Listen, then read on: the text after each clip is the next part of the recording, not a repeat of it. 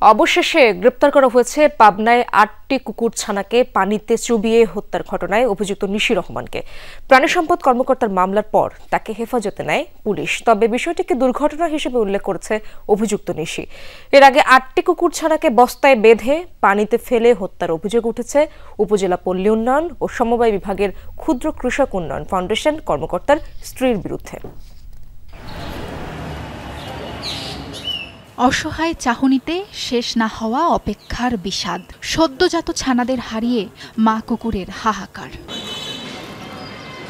মানুষের বর্বরতার শিকার বোবা প্রাণীটি ও তার ছানারা। দীর্ঘদিন ধরে ঈশ্বরদী উপজেলা নির্বাহী কর্মকর্তার বাসভবনের এক কোণে ঠাঁই নিয়েছিল কুকুরটি। মানুষের বিশ্বস্ততায় দিন কাটছিল বেশ, তবে শেষ পর্যন্ত পেতে হয়েছে বিশ্বাসঘাতকতা।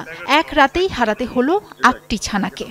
রাত্রেবেলা সারা রাত প্রায় কুকুরের মেন গেট এবং জানুবের বাড়ি আর যে জায়গায় বাচ্চা দিছিল ওই জায়গা খালি দৌড়াদৌড়ি পাচ্ছে আর চিকার পাচ্ছে। অমানবিক একটা কার্যকর একটা ঘটনা, এটা আমরা নিরীহ একটা বিচার চাই। যে এভাবে অমানবিকভাবে এই নিরীহ বাচ্চাগুলোকে হত্যা করতে পারছে, কালকে যে সে মানুষ হত্যা করবে না এমন তো বলা যায় না। স্থানীয়রা ভালোবেসে কুকুরটির নাম দিয়েছিল টম। সপ্তাহখানেক আগে ৮টি বাচ্চা প্রসব করে সে। অভিযোগের তীর ঈশ্বরদী উপজেলা ক্ষুদ্র কৃষক ফাউন্ডেশনের কর্মকর্তার স্ত্রী নিশি রহমানের দিকে। জীবন্ত ৮টি কুকুরছানাকে বস্তাবন্দি করে রোববার রাতে উপজেলা পরিষদের পুকুরে ফেলে দেওয়ার অভিযোগ উঠেছে তার বিরুদ্ধে। কালকে হঠাৎ করে দুপুর দিনে কুকুরটা খুব চিল্লায় বেড়াচ্ছে, কান্নাকাটি করতেছে। দোকান থেকে 2টা পাউরুটি ছেড়ে দিলাম, পাউরুটি খাইলো না।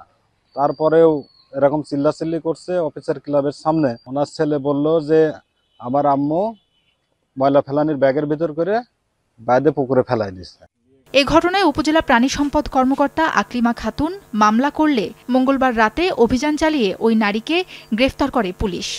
তদন্ত করে যে আসলে কাজটা করেছে, তো পরবর্তীতে আমরা জানতে পারি যে একজন অফিসারের স্ত্রী কাজটা করেছে এবং তাৎক্ষণিকভাবে আমরা যেটা প্রশাসনিক ব্যবস্থা নেওয়ার সেটা হচ্ছে আমাদের ক্যাম্পাসে যেন সে না থাকতে পারে বা কোয়ার্টারে যে আছে কোয়ার্টার থেকে তাকে অপসারণ করার জন্য তাকে চিঠি দেওয়া হয়। কুকুরছানাদের পানিতে ফেলে দেওয়ার অভিযোগ অস্বীকার করেছেন অভিযুক্ত নারী। আমি জাস্ট ওইটা নিয়ে ওখানটা সজনে গাছ আছে ওখানে রাখছি, বিশ্বাস করেন আল্লাহ সাক্ষী, কিন্তু হয়তো ওরা নড়াচড়া করে পড়ে গেছে, কসম করে আল্লাহ। আমার এখানে বিন্দু মাত্র কোনো ছিল না। সোমবার সকালে পাওয়া যায় কুকুরছানাগুলোর মরদেহ। দুপুরের পর মৃত ছানাগুলোকে ইউএনওর বাসভবনের পাশে মাটি চাপা দেয়া হয়। ছানাদের নিথর দেহগুলো দেখার পর থেকে পাগল প্রায় মা কুকুর। সাবরিনা লিজা, যমুনা নিউজ।